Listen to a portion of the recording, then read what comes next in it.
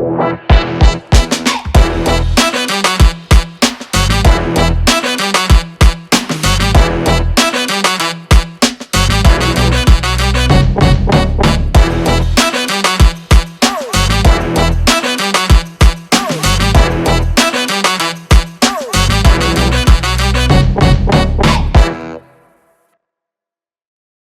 everybody, welcome back to Ray Jensen Radio Podcast. Ini adalah episode ketiga di Ray Jensen Radio Bali Trip. Kita sekarang lagi ada di Potato Head Studio. So thank you very much for all Potato Head team yang udah kasih pinjem kita tempatnya.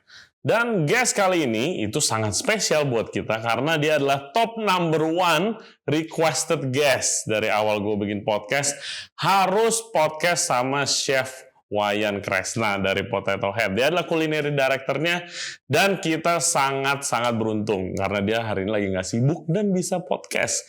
Dia akan cerita tentang pengalamannya bagaimana seorang anak desa dari pulau bisa kerja di restoran award-winning di luar negeri dan sampai sekarang menjadi culinary director di Potato Head Group yang outletnya sudah kalian tahu semua, ada banyak banget sampai di luar negeri. Semoga episode ini bisa menginspirasi kalian untuk menjadi a better cook and even a better person. Oke, jangan lupa subscribe di Ray Jensen Radio Podcast. Kita ada di YouTube, Spotify, Apple Podcast, Google Podcast, dan Anchor App. Dan buat further updates, juga cek Instagram kita di Ray Jensen Radio. Without further ado, please welcome Chef Wayan Kresna. Enjoy the show.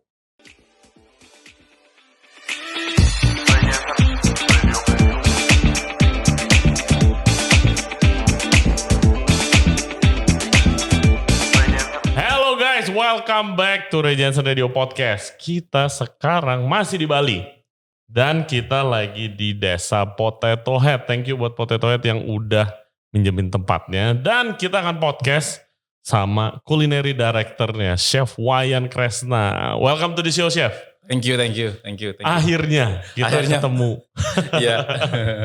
Ini udah dari target dari awal kita bikin podcast sebenarnya mau ngobrol sama Chef Wayan. Tapi Chef Wayan kan sering ke Jakarta juga ya. Tapi gue tuh pengennya di Bali karena kan pusatnya di Bali nih kan. Jadi gue mau info dulu Potato Head itu dan outlet-outlet yang dipegang sama Chef Wayan Kresna ini itu ada, of course, ada Potato Head Beach Club, siapa yang nggak tahu, ada hotel Kata Mama, kita lagi ada di Potato Head Studio, yang terbarunya ya, hotel terbarunya, ada tanaman restoran, itu apa konsepnya tanaman restoran? Tanaman restoran itu plant based ya, jadi plant based Indonesian ya? Dulu sekarang kita akan rubah konsepnya ke plant based, ke modern presentation, modern flavor, using a local ingredient. Oke, terus ada Zero Waste Seafood Restaurant namanya Ijen, itu keren banget. Yep. Kaum ada di Jakarta, ada di Bali, ada juga di Hong Kong. Betul. Ya kan, terus ada Sunset Park di atas. Yang keren banget, gila teman-teman gue ada beberapa udah di situ masak. Harus check it out guys itu. Dan nanti kita mau ngomongin Sweet Potato Project. Betul. Yes, apa itu? Tunggu. Jadi sebelumnya Chef Wayan harus cerita dulu pengalamannya seperti biasa. Oke, kita mulai dari mana nih Chef? Katanya lu anak desa pulau katanya. Yes, basically dari mana, Chef? Saya asli Nusa Penida ya. Mungkin kalau orang yang suka main Instagram itu terkenal dengan kayak Diamond Beach lah, kayak Clinking Beach. That's actually saya dari sana asli ya. Born and raised di Nusa Penida. Terus di desanya? Di namanya Banjarnyuh ya. Banjarnyuh itu kayak pintu masuk kalau mau ke Nusa Penida. So jadi rumah saya itu di pantai, dekat pelabuhan. Yang kesehariannya tuh saya spending di anak pantai ya. Jadi nongkrong di pantai, pelabuhan gitu. Kayak bantu-bantu orang tua tanam rumput laut, terus mancing juga gitu. Orang tua ada itu rumput laut farm gitu ya. Semua keluarga sih, keluarga ibu, saudara, adik-adik juga semua kerja rumput laut. Plus nelayan juga. Wow. Terus bisa sampai prosesnya bagaimana dari situ bisa sampai sekarang? Waduh, itu kalau diceritain sih panjang banget ya. Wah, kita punya waktu yang panjang, tenang aja. Panjang banget. Jadi awalnya interest ke masak dulu deh di mana? wah, basically yang bikin saya interest masak itu kan saya nggak punya gini ya, nggak punya saudara cewek ya dari ibu saya ya. Jadi kita cowok-cowok semua nih 3 orang, nggak punya cewek di rumah. Jadi dan saya anak paling paling tua ya. Jadi nomor 1 ya. So I have to help my brother ya. Jadi kalau ibu lagi kerja, ibu selalu bilang like bantu tuh adikmu tuh. Kasih bikinin sarapan pagi-pagi gitu. Oke. Wah, bikin sarapan. Gila. Gue baru 8 tahun nih. 8 tahun. Mau masak apa gitu. Ya, so itu jadi dari sana saya kayak dengan tidak langsung ya diporsing untuk bantu ibu untuk ngerawat adik-adik juga. Jadi paling apa ya? Bikin mie instan atau bikin bubur lah gitu kayak di kampung kan apa sih makanan di kampung gitu. So dari sana saya kayak gimana ya enjoy gitu kayak menikmati masak berada di dapur terus sering lihat ibu juga masak. Ya di sana jadi saya kayak masak keren juga nih instead of main api kan kalau anak-anak suka main api kan tapi kalau main api doang bakar-bakar. Iya api doang kan nggak ngasilin apa-apa ya. Kalau main apinya sambil masak itu salah satu challenge yang gimana ya like menghasilkan gitu dengan kayak creating something untuk family making keluarga happy lah. Yes, masak bisa bikin orang happy itu yang paling menarik sih. Terus lu kerja pertama kali professionally itu di mana? Apa langsung di Pothead? Professionally enggak. Jadi perjalanan saya masak itu dulu saya ketemu sama istri ya. Sama istri. Jadi istri saya dia ini basically ya yang make me seperti sekarang ini ya. Saya ketemu istri saya dari Amerika. Jadi kita ketemunya di pulau ya di Nusa Penida. Oke. Gitu. Jadi dia lagi foto-foto di pantai. Saya sebelum tamat SMA saya tuh kerja di jadi boat captain ya. Boat captain. Ya boat captain. Jadi di Nusa Dua itu ya. Keren ya masa itu jadi boat captain keren juga tuh. Terus mancing, pakai boat, dolphin dan segala macam dan selalu involve masak gitu. Terus bom Bali saya pulang, saya balik lagi di kampung, saya tinggal di kampung di Nusa Penida, terus kerja di yayasan. Nah di sana saya ketemu volunteer, salah satu volunteer itu istri saya, dan yang paling berani ngomong saya aja. So nggak ada yang, sorry ya, my English is not that good dulu ya. Iya. Tapi pede aja. Ya pede aja gitu. Mau apa, udah makan belum gitu. So terus saya di yayasan itu again masak ya. Dulu saya di yayasannya itu bergerak di bidang pelestarian burung ya. Jalak Bali. Oke. Jalak Bali di Nusa Penida. So saya juga jadi salah satu chef yang membuat makanan burung yang bernutrisi, bukan sembarang makanan burung ya. Makanan burung yang bernutrisi. Ya, jadi dari apa? Kacang-kacangan. Iya, dari kacang, buah, umbi-umbian. Mantap. Itu penangkaran ini. Sebelum masak buat orang, masak buat burung dulu gitu. So itu like short story. Jadi saya sama istri itu kita nikah ya, short story ya kita nikah. Terus saya tinggal di Ubud. Kita buka kayak a small bed and breakfast. So, jadi karena saya punya passion masak, saya yang take care masak with her advice. So making omelette like this, making pancakes seperti ini, making all the like simple breakfast. Nah itu terus setelah udah lama saya menikmatin. Terus saya sering nonton di TV kayak kayak acara masak gitu, acara masak keren juga nih. Saya mau belajar profesional kayak gini. Oh, baru mulai ketertarikannya tuh dari situ ya. Saya tanya ke istri, you think it's possible if I went to school in the US, study in culinary school? Dia bilang, oh of course. Karena dulu kan saya, kalau di sini kan kalau di atas 27 nggak bisa kuliah lagi kan? Iya. Udah Atau bangkotan ya? Iya. Atau enggak kayak ya diomongin. Udah bangkotan. Dia bilang, betul. Ya, bisa. Tapi kalau di sana sih, saya waktu dulu belajar sekolah masak ada yang umur 70. Iya, itu saya juga temen waktu saya enroll di culinary school ada yang 55, 60. Gila. Masih belajar gitu. Kok 65 masih belajar ya, saya juga kayak berarti saya paling muda dong nih. Ya jadi saya setelah istri bilang kayak gitu, kita pindah ke US karena saya mau pursue my dream belajar di culinary school gitu. Very supportive your wife ya. Yes, very very. So that's the best thing happen, you know. Yeah, of course. 2009 kita nikah, terus kita pindah ke US 2010. Sorry chef. 2010 kita pindah ke US ya. Itu cuma pertama visit family dulu, istrinya family istri.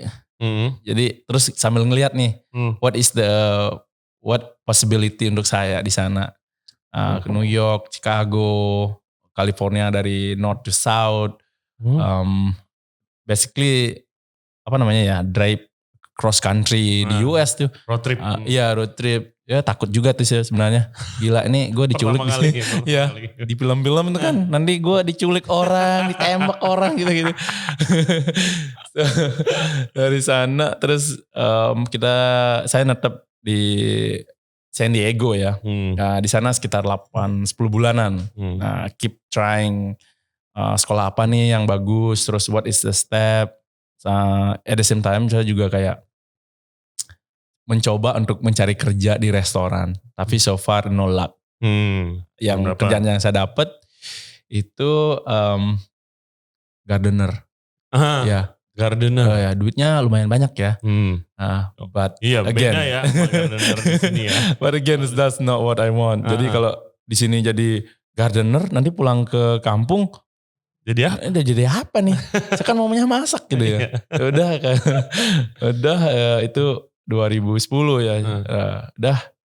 Udah panik banget tuh.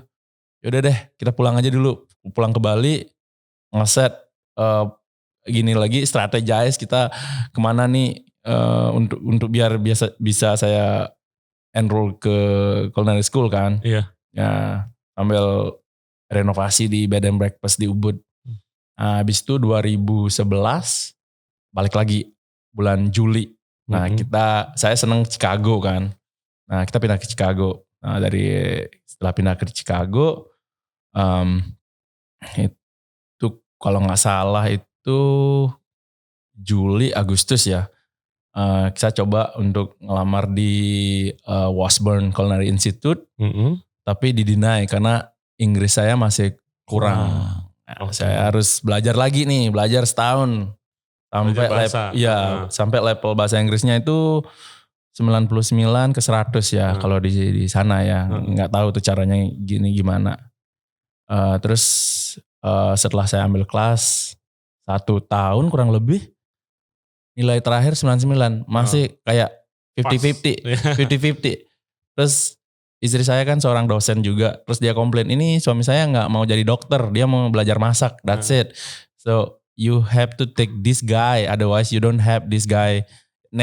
You will never have this Pacific Islander study at your campus. Nah terus saya dibantu sama salah satu dosen di sana. Ya udah lu masuk aja. Saya tanggung jawab dah. Saya belajar di sana. Akhirnya kesampaian. Setelah setahun nunggu, akhirnya bisa masuk. Nah, at the same time, minggu pertama mulai kuliah, saya ada pekerjaan lagi di fine dining. And then I know fine dining, but I don't know what is Michelin star. Di mana? Di Chicago. Itu restorannya namanya Acadia ya. Acadia Chicago. Ya. Okay. Di sana. Jadi Sebagai apa, sorry? Di sana saya jadi cook helper ya, jadi komis ya. Jadi komis di sana. Udah gitu like full time student. I have a full time job. Cuma 5 jam tidurnya per hari ya. Udah itu berat banget sih, but I really enjoy it ya. Saya suka banget. Terus chefnya juga memberi kesempatan. Saya bilang ke chefnya, hey chef, saya nih kuliah nih, jadi hari Rabu saya nggak, Rabu Kamis saya minta gininya, kayak flexibility-nya. Saya bisa start jam 3 gitu. Kalau boleh, gue mau nih kerja di sini. Kalau enggak ya nggak bisa, orang lagi kuliah. You never have me here. Terus saya temenan sama restoran manajernya yang bilang, kasih aja deh kesempatan nih orang Bali nih. Itu ya. Maksudnya jarang loh yang bisa begitu. Iya jarang. Jadi yaudah dikasih. Bulan pertama itu waduh kacau banget sih. Kacau banget. Saya hampir dipecat loh. Ngapain lo? Kayak udah datang telat terus preparean hancur. Saya itu dari jam 3 diomelnya sampai jam 10 ya. Selama sebulan ya. Udah hampir dipecat. Kayak aduh gila salah nih. Mulu gitu. Salah mulu ya. Jadi Rabu Kamis itu saya kayak aduh gila nih makan hati terus nih. Udah gitu saya minta keringanan. Gue datang Senin Selasa gue nge-prep buat station gue. Biar Rabu Kamis. Biar biar aman saya. Now you smart. Okay, sure. You can hang out at the kitchen for 3 or 4 hours. Just make sure you lock the door. Udah datang telat. Ya udah dikasih kesempatan. Kerjaan berantakan. Iya, berantakan. Untung gak dipecat. Iya, hancur banget tuh. But slowly ya. Di sana jadi saya sekolah itu sekitar 2 tahunan ya. 2 tahun karena saya ambil slowly ya. Cuma semester terakhir saya ambil kelas percepatan. Jadi kayak Senin Selasa itu saya kuliah 12 jam. Rabu Kamis saya bisa kerja jam 3 lagi nih. Aduh itu berat banget sih selama 2 tahun. Berat banget. Pengorbanannya banyak banget ya. Terus bisa sampai ke one of the best restaurant in the world. Itu Blue Hill Stone Barns. Jadi mungkin background story-nya dulu sedikit ya. Yeah. Jadi guys, Blue Hill Stone Barns itu adalah salah satu restoran yang paling keren. Dia itu konsepnya farm. Farmnya juga bukan kebun biasa ya, dia eksperimental kan. Iya, farmnya betul. Kayak misalnya dia research species, kalau ada di Netflix Chef Table tuh dia research species labu kuning sampai bertahun-tahun, sampai bener-bener perfect labu kuningnya, dan konsepnya itu kebanyakan gak ada menu, tiap hari ganti.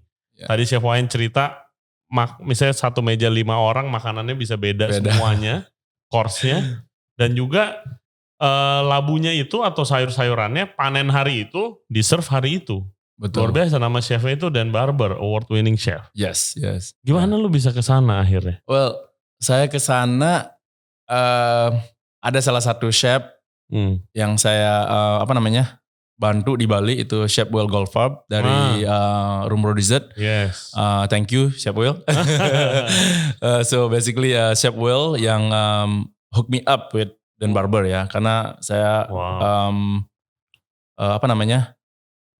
mengikuti Blue Hill dan banyak big fans lah, dan banyak teman-teman bilang susah lo kerja di sana, nggak bisa, susah banget. You have to, if you get an interview, just be ready, use your adult diaper. Saya bilang itu.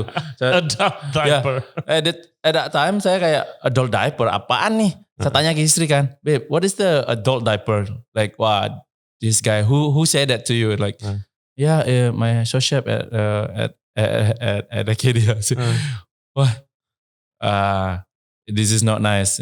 Oke, adult diaper artinya gini, udah dibilangin kan. Ya, oke, let's see. Udah gitu, saya diskusi sama Chef Will kan, Chef, bisa nggak bantu saya? Saya mau kerja di Blue Hill. Saya mau belajar di sana lagi. Untuk gain more knowledge gitu. Terus Chef Will email, saya masih ingat, Chef Will email Dan Barber. Terus Chef Will balik ke saya, hey Wayan, Dan Barber waiting for your email gitu. Setelah gitu beneran Chef saya kirim email, terus langsung direspon. Saya kirim email like sekarang sejamnya tuh udah direspon sama dia, kapan lu bisa datang ke sini trial on the weekend. Saya kesana kan, winter pertama kali. Biasanya saya traveling di US tuh sama istri ya. Ini pertama kali nih ke New York sendiri, udah gitu bawa printan map banyak banget nih. Ini gue gak mau lost nih. Ini kalau di New York lostnya gawat nih ceritanya nih. Saya datang ke sana, kalau gak salah sih bulan Februari ya. Winternya lagi kurang ajar ya. Maaf. Saya ke sana langsung gak di interview. Langsung aja, hey Wayan welcome. The CDC will show you the kitchen. Kasih kitchen, dikajak kitchen tour lah gitu. Udah langsung. Langsung apa? Langsung shift. Langsung Gak ada interview. Ya di midline gitu. Itu yang kayak midline tuh kayak favorit station ya. Kayak paling favorit kalau kerja di sana tuh harus dapat midline. Iya, kalau western tuh ya apalagi yang fine dining gitu. Ya kayak posisi yang paling top, yang paling diincer itu yang megang meat. Ya, banyak meat yang pengen megang meat sama seafood ya. Ya. Itu kayak kok gampang gini ya? Atau gimana mau ngeset saya fail apa gimana gitu. Terus show chef-nya yang jelasin ini konsepnya kayak gini, Wayan bantu nge-prep aja, terus liatin aja what we doing here gitu. Yaudah saya bantuin masak, plating gitu. Terus baru kayak 2 jam aja saya udah punya feeling like this is the place that I wanna to be, like I wanna learn as much as I can. I think this place is like one of the best place where to learn. Yeah. Coba buat listener kita, biar listener kita nih bisa ngebayangin sih. Kerja di sana tuh gimana sih? Jujur kalau kerja di Blue Hill itu ya, you have to be ready. You have to be ready every single day. Kalau nggak ready ya jangan dah lo. Nggak boleh calling sick ya. Lo sakit tuker. Nggak boleh tuker. Sakit masuk aja terus. Jadi you have to be ready, focus and listen. Jangan sok jagoan deh. Jangan sok jagoan kalau di sana ya. Lo harus listen dulu. Kalau nggak listen, wah, lo like you will go down dari service sampai tutup lah, go down tuh. Gitu. Jadi di sana tuh harus first cari teman dulu. Di sana kalau harus kenal sama semuanya, kenal baik lah, jangan. Iya, jangan sombong. Jangan sombong, walaupun kalian kayak tahu lah. Diam aja dulu, lihat aja dulu, cari teman dulu. Kalau di sana udah kayak sok jago, udah bisa seminggu udah bisa out dah. Nah, terus kerjanya kan katanya lu tadi bilang kan panen dulu nih, pagi panen dulu. Iya, itu waktu saya mulai kerja di sana, jadi kita datang jam 9 nih. Jam 9 kita udah di restoran. Habis itu kita spread ya. Jadi kayak yang di midline itu ke livestock. Terus yang di seafood itu joinnya ke farm. Ya. Jadi ada livestock, farm sama foraging. Ya, foragingnya itu yang tim yang taking care amuse-bouche sama appetizer. Itu yang ke foraging ya. Terus yang di midline livestock tuh ada apa aja? Livestock kita di sana ada babi, ada ayam, ayam, goose, ada sapi, ada kambing, ada apa lagi ya? Terus lu dikirimnya ngapain? Kita dikirimnya tuh kayak dikenalin, oh ini hari ini yang bagus apa? Ya ini yang bagus kita akan, ini pignya kita akan kayak slaughter hari ini, terus kita akan kayak ayam nih, kita nangkapnya ayam dulu. Ini ayam, iya nangkapnya ayam. Bawa kita punya kayak slaughterhouse gitu di sana, kayak 15-20 ayam gitu, terus buat hari itu. Terus ambil telurnya juga. Telurnya kita nggak beli, kita kayak ada ayam telur, ada ayam yang buat daging. Buat daging. Nah, terus kalau pig sih kita nggak lihat ya, slaughternya kita nggak lihat karena kan super. Ya kalau di Western country kan gila ngelihat orang bunuh babi, wah kasian banget kan. Mereka mau makan aja, jadi nggak mau. Iya gitu. Kalau yang di farm itu Ya manen sayur. Ya manen sayur dari garnish gitu. ya. Leafy green itu semua dari bunga, buah atau umbi-umbian, sayur green veggie ya. Terus ada beberapa buah kayak strawberry kita punya, gooseberry kita punya, terus kayak wildberry itu kayak raspberry lah itu udah, blueberry udah wild lah di sana.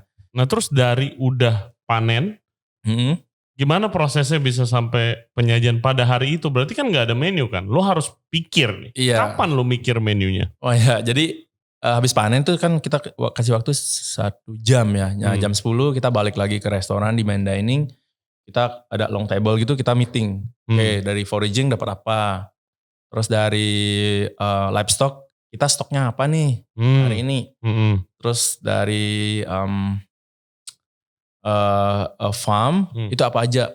Adanya apa aja? Jadi dari mush bush, garmoje, terus buat garnish apa nih? Jadi kita diskusi, kayaknya diskusi buat berarti menunya hari ini ya. Ya, hari ini kita masukin ini untuk like Blue Hill kan yang terkenalnya itu kayak fans ya, vegetable fans ya, yang iya, ini vegetable yang katanya the best, misalnya ada tomat, ini tomat terbaik yang akan lu makan di hidup lu lah gitu. Terus sebelahnya ada lobak, ini lobak terbaik 1 piece gitu kan. Betul. Iya. Itu yang kayak signature ya, signaturenya Blue Hill ya. Itu mah kalau dari saya sendiri, saya kerja di sana, terus itu keren sekali sih.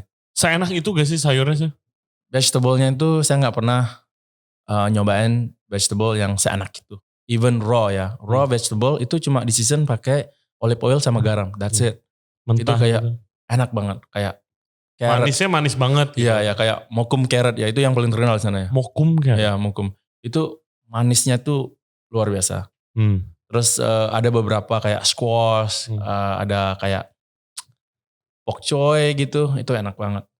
Dan kita treatnya itu tidak terlalu spesial ya. Kayak let's the vegetable speak itself. Kayak udah enak gak usah diapa-apain. Ya gak udah. Ya. Olive oil, garam, udah that's it. Wow. Gitu dari nanti balik lagi ke kayak di Garmoje, what is the good for salad? Nih kayak ada salad, terus ada bouquet salad, terus ada tacos dari vegetable. Instead of using tortilla, kita pakainya kayak how we can make taco shell dari vegetable. Ya kayak gitu. Terus lanjut ke hot app sama fish. Itu nih vegetable yang bagus untuk nemenin seafood apa, terus hot appetizer apa yang bagus gitu.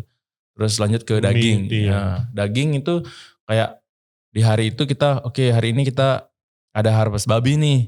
Berarti kita full di babi. Dari babinya itu dari kepala sampai belakang kaki. Sampai ekor ya. Ya jadi no waste. Ya no waste. Even bone-nya sendiri kayak tulangnya sendiri itu kita buat kaldu biasa. Buat kaldu, abis kaldu itu kita carbonize ya. Itu kita bakar. Kita bakar overnight. Nah itu kita pakai buat charcoal atau bone-nya itu dijadikan salah satu bahan untuk bikin piring. Wow. Ya, bahan untuk bikin piring. Jadi beberapa piring-piring yang di sana itu juga dibikin dari tulang. Tulangnya tuh dibersihin, dikeringin, dibersihin lagi, dikeringin. Habis itu baru di kayak apa namanya ya, di shredded apa dihancurkan. Ya, dihancurkan bikin piring. Iya, powder gitu baru di mix. Iya, piring-piring yang paling mahal kan sebenarnya dari tulang. Dari tulang, betul. Bone China biasa. Iya, betul. Berarti itu kalau dipikir-pikir rada mirip sebenarnya konsepnya sama beberapa restoran yang lu pegang, yang zero waste sekarang. Kan ada, kalau Potato kan ada yang plastik kan, yang waste akan memproses jadi kayak tempat tisu, jadi kayak coaster gitu juga kan. Iya. Kalau di sini apa namanya? Let's say di Indonesia siapa sih nggak pakai plastic wrap? Nah, siapa nggak pakai plastic wrap? Iya betul. Ya, kalau di Potato Head, yang pertama kali kita as a team decide to remove the plastic wrap. Lu nggak pakai plastic wrap? Kita nggak ada plastic wrap anywhere ya. Gila. Ya, semua desa kita nggak ada plastic wrap. Itu yang saya harus tepuk tangan. Thank you. Nggak ada plastic wrap. Plastic wrap nggak ada. Itu bukannya saya mau kayak sombong atau gimana, bukan. Karena kita mau kayak how we can help this environment gitu ya. Bukannya naif sih, kayak if we can do one thing, that's good ya. Nggak usah lah doing something like 100 atau 200, one thing aja, tapi konsisten gitu. Jadi plastic wrap kita remove, terus itu juga ngurangin cost, terus sampah jadi berkurang. Nah, terus dari supplier juga saya menyarankan ya, kayak kirim barang produk ke Potato Head ya jangan pakai single use plastik ya. Kalau daging sapi udah di vacuum pack itu masih bisa kita terima, tapi plastiknya kita akan cuci terus kita shred. Kita bikin art ya dari itu, kayak tutup botol ya lah, terus dari bikin dari tissue box gitu, kayak kita blend lagi, kita press plastiknya tuh bikin kayak board ya, kayak triplek gitu, triplek dari plastik waste. Nah itu juga kita pakai di sini untuk bikin kayak kerajinan gitu. Crazy. Ya, agak sedikit headache sih kalau kita ngomongin zero waste, tapi kita tidak kita tidak mempromosikan kalau kita doing something like that, but we just do it gitu. We just do it dengan kerjasama di tim di desa. Ada yang dari kulinari sendiri, saya menyarankan ke supplier, teman-teman supplier untuk jangan deh bawa plastik single plastik. Iya biasanya pakai ya dibungkus doang. Iya, gitu. yang plastik biasa. Iya, plastik biasa gitu. Kresek. Iya, kresek ya betul, kresek. Ya. Itu yang sulit sulit di recycle gitu. Oke. Balik sedikit, lu di Blue Hill kan udah kerja. Ya. Ini kan gue tau kerja gila banget pasti lah. Kerja di restoran award winning itu kadang menyiksa badan dan mental. Iya betul. Terus lu join Potato Head itu kapan?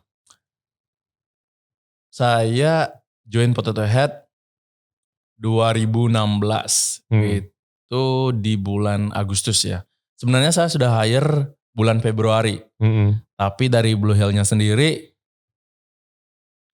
tidak approve, saya keluar. Resign. Terakhir posisi apa di Blue Hill? Saya di sana itu kayak jadi salah satu yang head di PDR ya. Jadi PDR itu apa Pak? Kayak private dining, jadi kayak private dining. Function. Function itu yang kalau di sana kliennya tuh kayak siapa ya? Jesse, artis-artis Hollywood semua dan orang-orang kaya. Iya, yang orang kaya semua yang bisa kerja nggak boleh bawa HP gitu. Kalau ambil foto pas mereka lagi party gitu kena denda sekian juta dolar gitu. Ya, karena kan kalau di Blue Hill udah setahun ya. Itu setahun tuh udah luar biasa ya. Kalau tahan kerja. Iya, tahan kerja setahun udah. Berarti kalian tuh menikmati kerja terus enjoy lah. You wanna stay more gitu. Lu berapa lama? Saya di sana 1 tahun 8 bulan. Oke. 1 tahun 8 bulan. Lebih lah. Iya. Terus begitu join di Potato Head? Join di sini saya datang asal CDC ya. CDC muda gitu ya. Buat outlet mana nih? Masih belum tahu. Okay. Waktu saya hire tuh kan rencananya Potato Head ada project baru. Terus bantu kaum juga. Terus pas lagi kesini kaum Bali masih in preparation untuk buka gitu. Bali dulu apa Jakarta dulu sih? Kalau kaum sih yang buka dulu tuh Hong Kong. Hong Kong dulu. Oh ya, kaum yang pertama itu Hong Kong, terus yang kedua Bali, ketiga baru di Jakarta. Ya. Nah, di sini datang sini tuh kayak waduh, saya lost banget sih. Kayak tempatnya gede banget, terus timnya juga kayak gila ini. Saya udah kerja sama Blue Hill timnya banyak ya, tapi datang sini sama kayak banyak lagi. Overwhelmed ya, jujur saya overwhelmed datang sini. Kayak tempatnya gede banget, timnya juga banyak. Dan job desk-nya kan beda juga kan. Iya. Kalau lu ya lu udah gak boleh lagi lari-larian. Iya. Blue Hill pasti fine dining. Iya. Kalau Blue Hill masih lari-lari. Nah, kalau di sini ya masih kayak manage lah. Ya manage. Jadi I get settle di sini terus bantu di beach club dulu, bantu di beach club, terus setelah Kaum mau buka, baru saya dipindahkan ke Kaum untuk bantu support di Kaum. Jadi dari menu, operasional, terus train timnya juga, terus improve juga dari flavor, terus konsistensi. Karena kan di Kaum itu kita nggak pakai kayak penyedap rasa gitu ya. Kita pakainya yang penyedap rasa yang kita pakai kecap manis, kecap asin, kecap ikan, that's it. Bumbu. Kita bikin bumbu banyak banget. Jujur background saya itu Western ya. Jadi dari belajar jadi kerja di professional kitchen itu background saya tuh the whole time tuh Western ya. Pulang kampung Indonesian kayak masih meraba-raba, kayaknya saya pernah makan ini tapi caranya gimana gitu. Nah, terus di sini ada Chef Antoine ya. Chef Antoine. Chef Antoine ya. Dia salah satu kayak yang saya bilang harusnya kan saya punya mentor orang Indo nih, tapi Chef Antoine itu mentor saya untuk Indonesian food ya, jujur ya. Jadi Chef Antoine guys, buat yang belum tahu Chef Antoine Adroan, dia adalah salah satu chef legendaris di Indonesia. Dia orang Prancis, lama tinggal di Jakarta, megang hotel banyak. Tapi tuh dia cinta banget sama makanan Indo. Indonesia. Gue pertama kali kenalan sama dia di Kaum Jakarta. Malu gue. Iya benar. Gue gak tahu apa-apa. Ini orang tuh gila banget pengetahuannya soal makanan Indonesia ya. Betul. Saya juga sebagai seorang orang Indonesia yang ketemu dengan Chef Antoine, terus knowledge dia tentang makanan Indonesia itu kayak dalam banget. Dalam banget, saya aja nggak what gitu, kayak gila ini chef luar biasa banget sih. Dari Prancis terus kerja di Indo, terus bantu Potato Head juga, kerja di Potato Head. Dan pengetahuan Indonesian cuisine-nya itu more than orang Indonesia gitu. Kayak jauh. Gila. Thank you banget Chef Antoine. Shout out to Chef Antoine. Dari sana Chef Antoine encourage saya kayak ngenalin saya makanan-makanan Indonesia. Ini dari sini, ini dari Maluku lah, ini dari Sumatera, ini dari Jawa. Pokoknya luar biasa gitu. Nah dari sana saya kayak tambah cinta banget nih sama makanan Indonesia. Jadi saya mau explore more, mau belajar lagi, mau kayak mau ketemu teman-teman lokal Indonesia yang bisa kayak memperkenalkan saya makanan dari daerah mereka gitu. Saya mau belajar gitu. Betul. Selain kita generasi muda siapa lagi gitu. So we have to be proud. Dan sekarang sudah mulai diapresiasi lebih gitu kalau saya lihat. Iya. Proud itu is one thing Pak. Kalau orang ditanya bangga nggak lu sama makanan Indonesia? Oh bangga banget ya kan. Tapi prakteknya dong. Betul, gitu. Prakteknya kalau dari chef ya lu belajar makan Indonesia, explore. Kalau dari segi foodie atau dari segi customer ya lu cobain. Iya betul. Gitu. Kalau misalnya bangga makan Indo ya makan lah di restoran Indonesia yang emang trying to explore new flavor, bukan makan Indonesia yang itu doang. Betul. Itulah kasarnya seperti itu. Karena makanan Indonesia kan gak nasi goreng, mie goreng ya. Itu kan udah kayak bukan rahasia umum ya. Itu kayak di dunia itu kalau makan Indonesia nasi goreng, mie goreng. Tapi Indonesia can offer more than that. Gitu. Indonesia ada ribuan pulau, jutaan malah. Jutaan pulau. Yang beda-beda gitu loh. Betul. Sangat nggak bakalan ada habisnya dah kalau belajar makanan itu. Jujur setahun explore Indonesia nggak bakal habis ya, nggak bakal habis untuk belajar makanan dari negara kita sendiri ya gitu. Karena sekarang kan chef-chef muda lebih coolnya itu kayak kalau bisa bikin pasta, pizza, all the western food ya gitu. Nothing wrong with that, but you know. Kalau kita punya sedikit knowledge aja tentang makanan kita, that will be better gitu. Dan itu menurut saya kalau kalian jadi kayak bisa jadi expert tentang makanan daerah kalian ya, nggak usah satu Indonesia mau dikuasain makanan yang nggak bakal bisa. Satu daerah dari daerah kalian. Itu akan membuat kalian beda dari yang lain gitu. Betul. Ya misalnya Pak Chef Wayan kan Bali, expert nih makanan Bali gitu loh. Gue orang Jakarta, misalnya gue expert makanan Jakarta, apalagi itu kan beda dari yang lain kan, punya karakter masing-masing. Betul, gitu. Nanti betul. dengan style kalian ya terserah mau dijadiin apa gitu. Tapi ya belajar klasiknya dulu. Iya. Gitu. Jadi kayak itu kan makanan, kalau makanan daerah kita sendiri kan kayak dari kecil kita udah tahu. Tapi kita belum bisa buatnya. Anak-anak muda sekarang deh. Saya nggak bilang anak-anak muda dari Jakarta ya, dari Bali aja. Itu nggak banyak yang gimana ya, nggak banyak yang menekunin makanan mereka sendiri. Kalau contoh dari saya Nusa Penida nih, ada beberapa tradisional dish dari Nusa Penida. Kalau disuruh bikin, mereka geleng-geleng kepala, tapi tahu rasanya seperti apa. Apa? Kayak Nusa Penida nih, namanya kayak sama seperti bubur tinutuan ya, namanya ledok ya. Ledok itu kayak bubur tinutuan.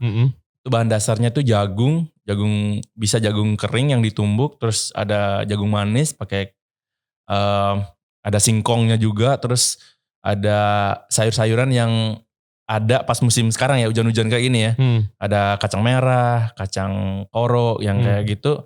Itu kalau kita minta anak-anak muda yang memang benar-benar mau belajar masak, suruh bikin tuh nggak bisa. Dia kayak bingung gitu. Masih paling nyari ibu. Bu tolong dong bikinin, ya nothing wrong with that, but you have to, that's just super basic ya, sangat basic sekali. Yang belum lagi yang lain-lain. Ya belum lagi yang bikin nasi singkong lah, nasi jagung lah, bikin kayak yang makanan agak ribet dari kampung gitu. Udah blank mereka. Mereka kalau bikin pasta ya udah tahu tomato sauce sama pasta udah great gitu. Nasi goreng oke gitu. Tapi yang spesifik makanan dari daerahnya sendiri itu mereka kayak masih less knowledge gitu. Makan sering tapi bikin belum tentu bisa gitu. Saya setuju tuh. That's a small example. Saya nggak bilang all Indonesia ya. Iya, gitu. daerah sendiri dulu aja. Iya. So komunitas sendiri dulu aja. Iya, karena itu bisa dikemas, dan bisa di-innovate ke modern gini ya, modern style ya gitu. Karena kan basically makanan itu di setiap negara atau daerah itu konsepnya sebenarnya similar, cuma flavor profile-nya aja yang beda gitu. Iya, bahannya bahannya sesuai yang ada di daerahnya. Betul. Sebenarnya tekniknya mah mirip-mirip aja. Di braise, di grill, digoreng lah, di apa gitu. Sama tekniknya, cuma flavor profile-nya aja yang beda. So, betul. Gitu. Learn Indonesian food guys, tuh langsung dari si Wayan. Bukan gue doang yang ngomong. Gimana, coba ceritain ke listener kita. Tanggung jawab dan kayak responsibility day to day-nya sebagai culinary director. Karena ini outlet lu ya, itu kan konsepnya beda-beda. Kaum, ya kan, Indonesian. Betul. Ijen, sustainable seafood yang zero waste. Ya kan, terus belum ada tanaman. Iya. Beach club yang selalu rame. Iya, international food. Iya, betul. Terus belum lagi event-eventnya. Kayak gue kemarin lihat lu upload apa? Babi guling. Iya. Atas itu yang Sunset Park itu yang itu lagi. Itu kalau gua nggak lagi kerja, gue bisa kerja sih. Iya, kalau dari saya sih day to day-nya itu gimana ya? Susah dijelasin sih. Tapi saya bersyukur di Desa Potato Head ya. Saya punya best team, best wingman juga yang support tanggung jawab saya di sini untuk menjalankan semua desa dan semua outlet Potato Head ya. Jadi di sini tuh saya lebih timnya dibagi dua sekarang. Satu inovasi, satu ke operasional. Saya punya wingman, satu Daryl ya. Good job man. Daryl, so dia yang megang operasional, dalam artian operasional tuh kayak stock, scheduling staff, strategize manning, terus organize manning, terus di mana section yang perlu support, operasional lah. Iya, operasional. So saya fokusnya di inovasi. Inovasi itu kayak fokus ke menu ya, menu development ya. Terus dibantu sama dia juga dan tim-tim yang lain. Kalau contoh kayak kita mau launching Ijen gitu ya, relaunch Ijen lagi. Jadi fokus ke Ijen, saya sama Daryl sorry chef, ininya mic-nya boleh diputar dikit ke lu? Iya, sip. Saya sama Daryl diskusi menunya mau apa gitu. Basically Ijen kan seafood ya, seafood zero waste. So we discuss about the menu. Nah terus kita doing trial, trial testing dan how we can execute this dish ya with the team. Zero waste konsepnya apa gitu. Udah, habis itu testing, launching menu udah jalan. Terus Daryl yang dia yang organize operation with Ijen team. Terus saya move lagi ke Kaum. Jadi kita mau revise menu di Kaum nih. So saya develop lagi. Iya, develop lagi with Kaum team. Kita mau ganti yang mana nih? Jadi yang item yang not moving itu kita take out, kita masukin yang item yang baru yang memang benar-benar belum kita pernah coba refresh the menu. Jadi saya kerja sama tim Kaum untuk create that dish and then testing udah jalan. Nanti di handle sama tim operasional sana. Nah, continue seperti itu. Jadi fokus development. Abis itu di delegate cooperation. Yes, betul.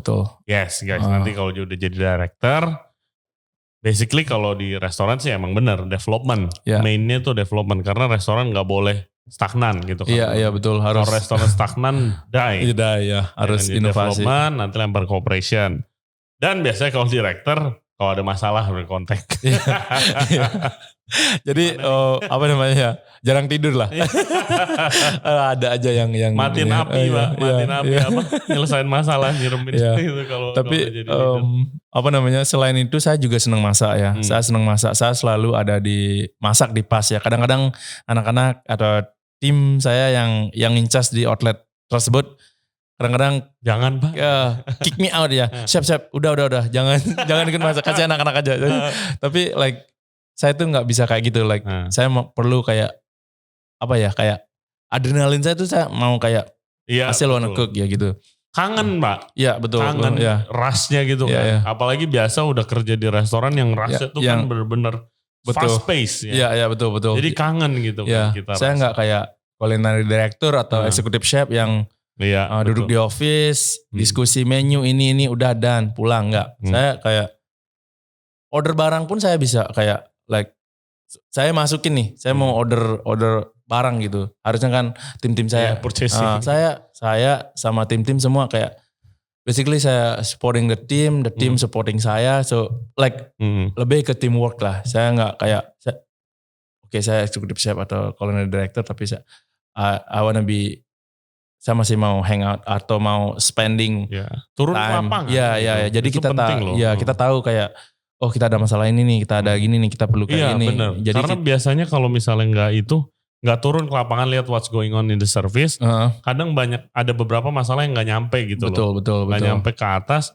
masalahnya malah jadi gede. Iya betul. Nanti pas gede udah kayak udah telat. Iya betul. Gitu. Penting kan. Ntar kalau udah jadi bos, jangan meeting doang di kantor.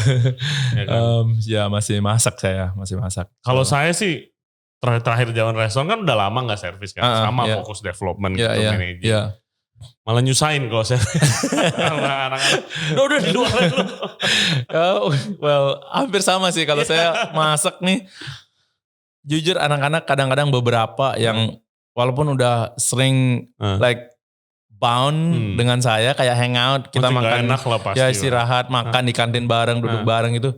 Kalau saya masak udah ada yang plating salah atau kayak down gimana ya, nervous gitu nervous. I don't know why, but that's the reality. Kecuali yang benar-benar udah deket sama saya, sama kalau saya mau ikut masak, udah biasanya malah kan takut salah nih. Wah, Chef Wayan di samping gua nih malah takut salah, malah salah bener.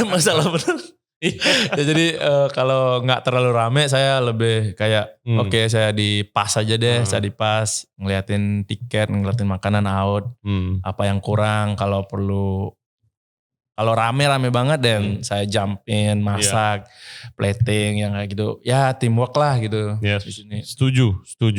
Luar biasa. Nah yang terakhir nih, kita mau ngomongin program namanya Sweet Potato Project. Ini adalah program Potato Head yang luar biasa banget menurut gua. Boleh jelasin Chef, Sweet Potato Project itu apa? Ya, Sweet Potato Project yaitu salah satu project dari Potato Head untuk membantu community yang need help ya. So Sweet Potato Project itu lahir pas masa pandemi ya, itu 2020 ya. Itu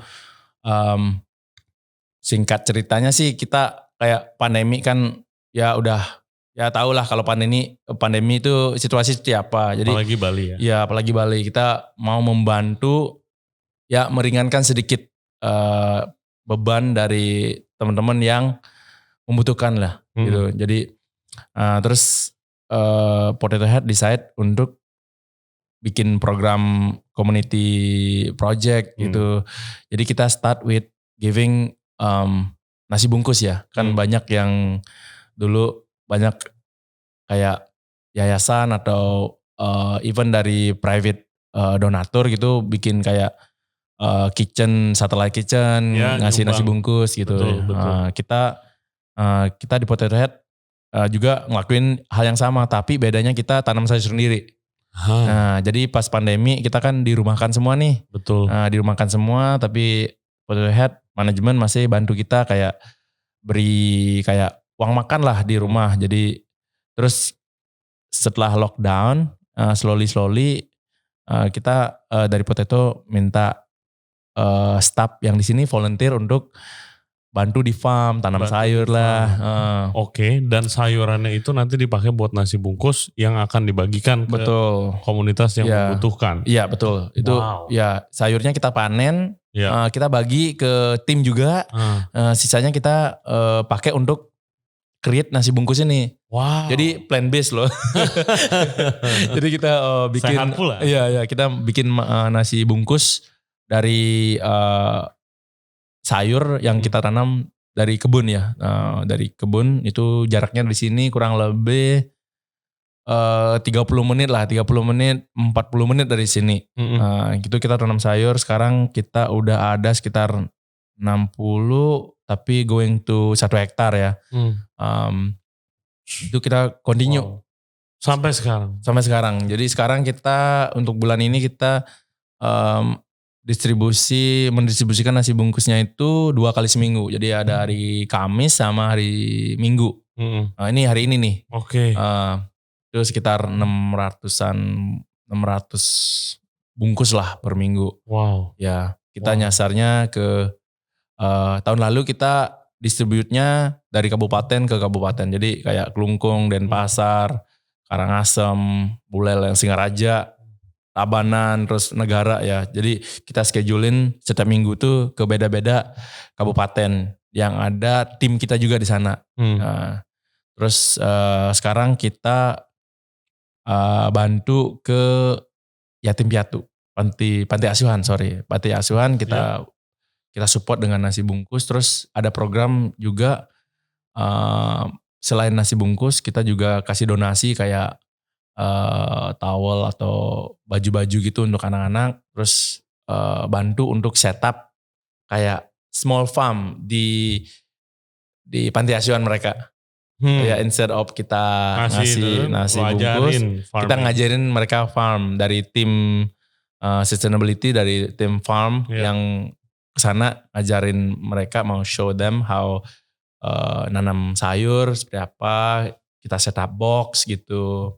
Luar biasa. Ya, so continue programnya. Nanti kedepannya ada lagi programnya. Jadi tapi kita fokus yang kalau udah berhasil ngajarin mereka nanam sayur, what is next? Nanti kita terus akan ada inovasi untuk how we can help the community ya. Jadi kayak our gini juga do good ke komunitas gitu.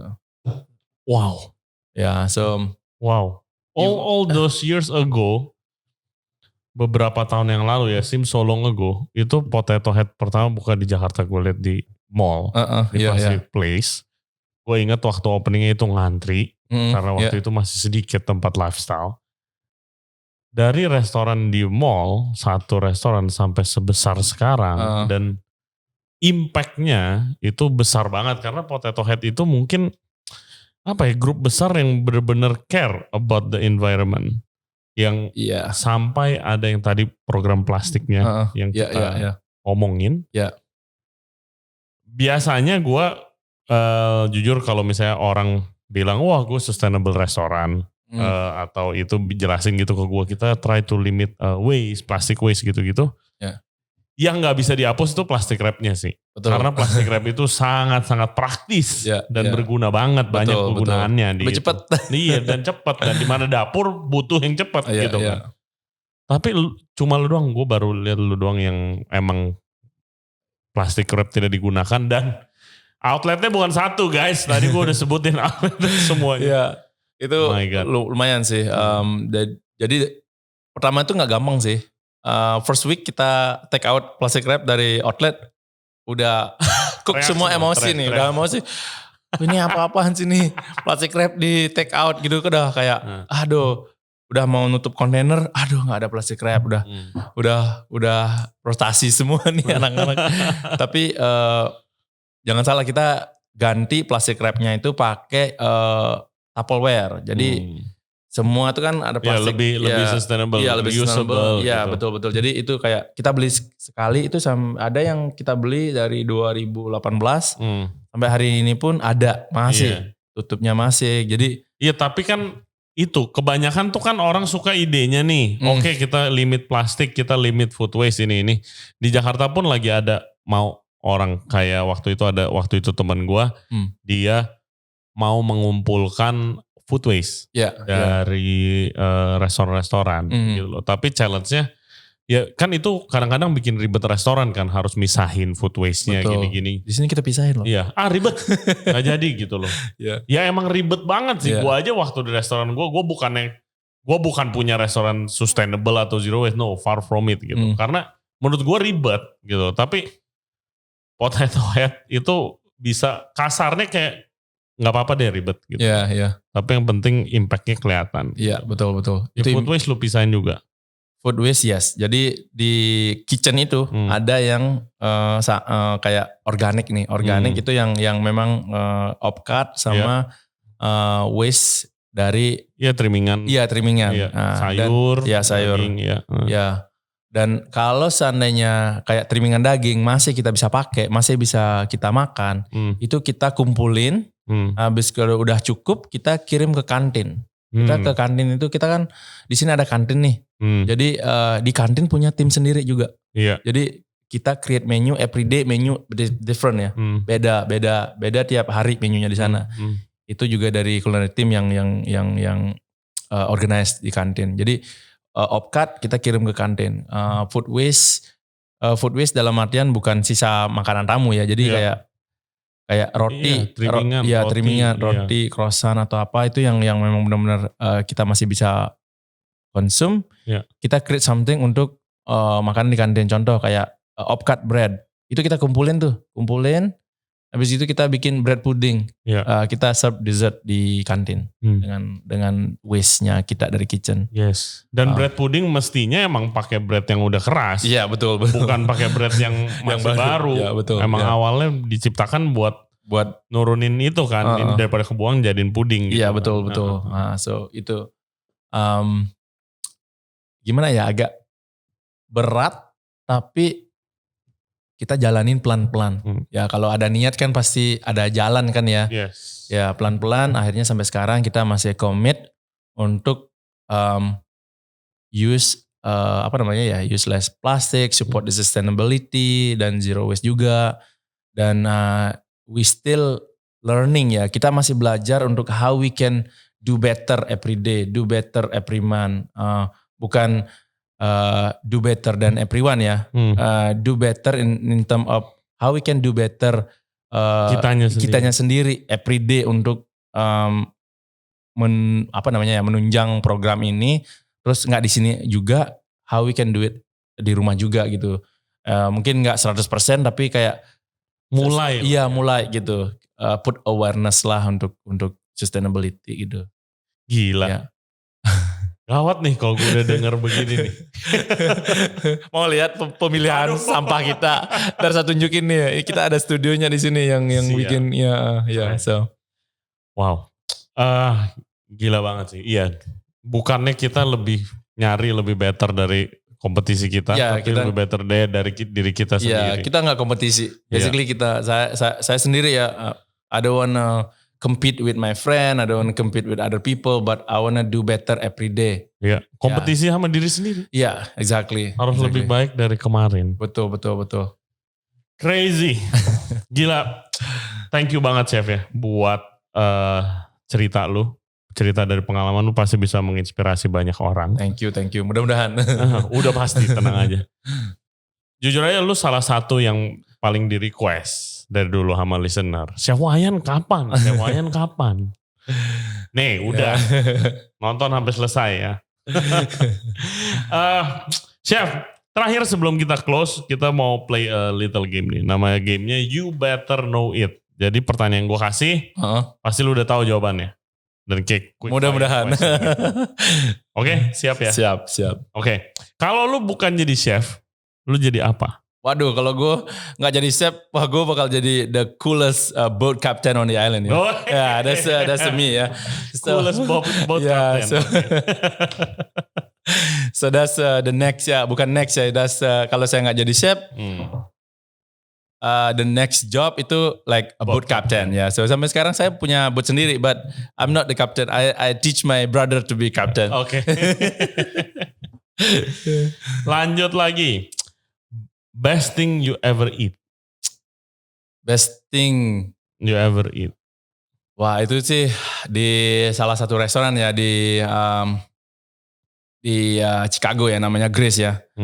Itu 3 Michelin star tapi sekarang udah tutup ya. Itu kayak crab dish yang di dalam kayak glass jar kayak gitu, yang ada ice dish on the top yang tidak boleh pecah. Dan kalau itu mau makan itu di crack, ice-nya jatuh ke bawah dan mengenai semua all the condiment di bawahnya itu kayak the best crab yang pernah saya makan sih. Restoran namanya apa sih? Grace. Grace? Ya, Grace Restaurant. Ya. Kita Google nanti. Ya. Terus itu sih. Kalau longest shift? Longest shift? Itu ada di Blue Hill ya. Blue Hill sudah pasti. Blue Hill Stone Barn. Saya pernah kerja 98 jam 5 hari ya. 5 hari. 98 jam 5 hari. Ya. Selamat dah tuh. Itu kalau nggak apa namanya? Espresso. Ya itu. Oke, lanjut lagi. Worst moment in service, embarrassing moment. Aduh itu bikin salah. Itu memalukan banget sih. Apa? Waktu saya masih ingat tuh yang di Ekedia ya. Oh yang baru-baru ya, tadi. Saya nggak tahu fine dining ya.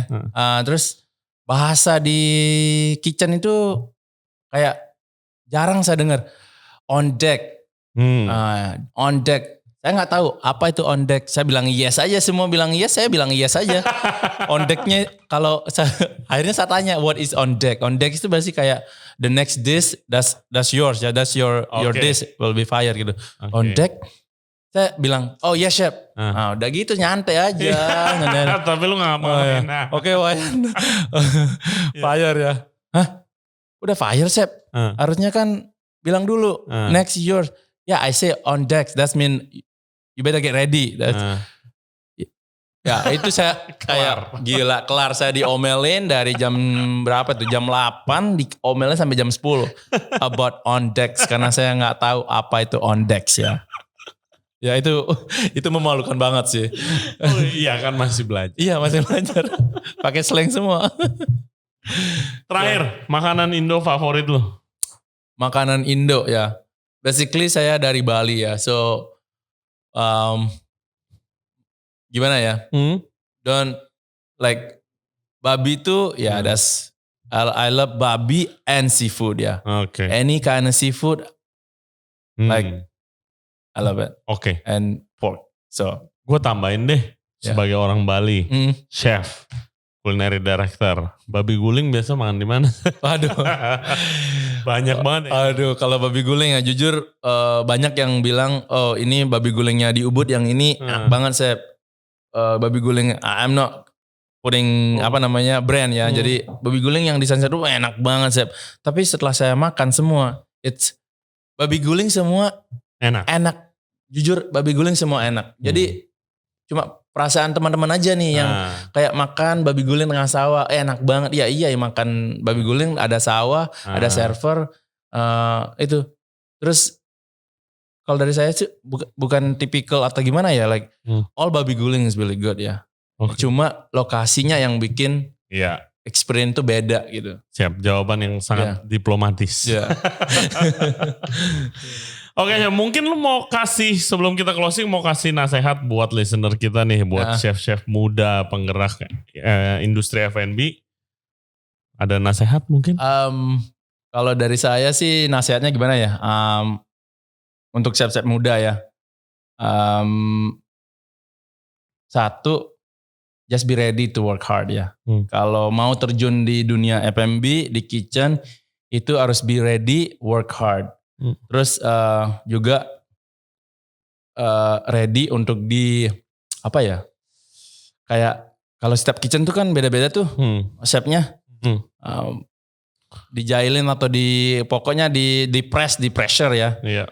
Terus ditekan. Terus satu dan juga harus be consistent. You have to be consistent. Be consistent. Kalau lu nggak bisa konsisten, kelar dah tuh. Komitmen sih. Ya, komitmen ya betul. Terus kalau masuk kitchen, jangan sok jagoan dulu. Lihat dulu nih, lihat dulu sekeliling. Jangan sok jagoan. Betul. Ya, karena kan banyak yang bukan banyak sih, maksudnya ya few ya yang kayak gitu. Tapi kalau udah dimasukin dalam kitchen ya udah kayak go down sendiri kan gitu. Dan yang dari saya sendiri nih, never compete with your friend. Never compete with your friend. Use your friend as kayak selalu terinspirasi dari temen gitu.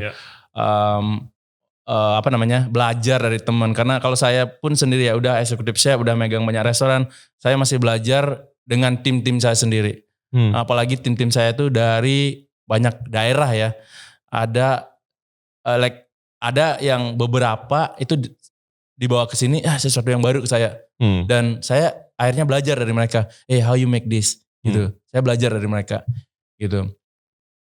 Kalau udah nggak berpikir compete sama temen atau orang, lo bisa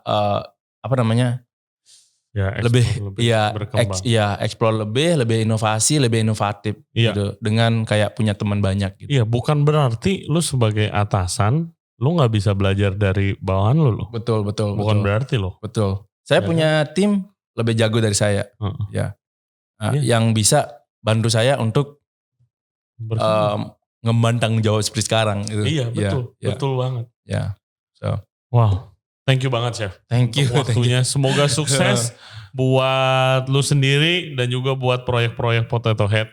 Thank you. Ke depannya. Siap, terima kasih. Yes. Thank you sekali lagi buat Potato Head, khususnya Potato Head Studio yang udah minjemin tempatnya, dan buat Chef Wayan of course. Semoga sukses semuanya. Thank you ya guys buat yang udah nonton. Kita lihat sini chef. Ya. Oke, thank you guys buat yang udah nonton podcast kita dan udah dengerin mungkin di Spotify. Session kita kali ini bersama Chef Wayan. Tuh ya, gue udah podcast nih sama Chef Wayan ya. Thank you. Jangan lupa subscribe di Ray Jensen Radio Podcast. Kita ada di YouTube, Spotify, Apple Podcast, Google Podcast, dan juga Anchor App. Kalau lagi di Bali, please check out, main ke Potato Head.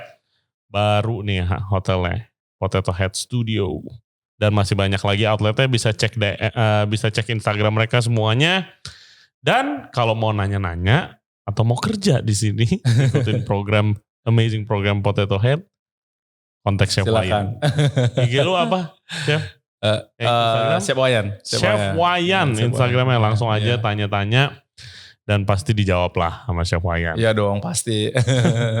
Oke guys, stay safe, stay healthy. We'll see you next time. Bye-bye. Bye-bye. Thank you, Chef. Thank you.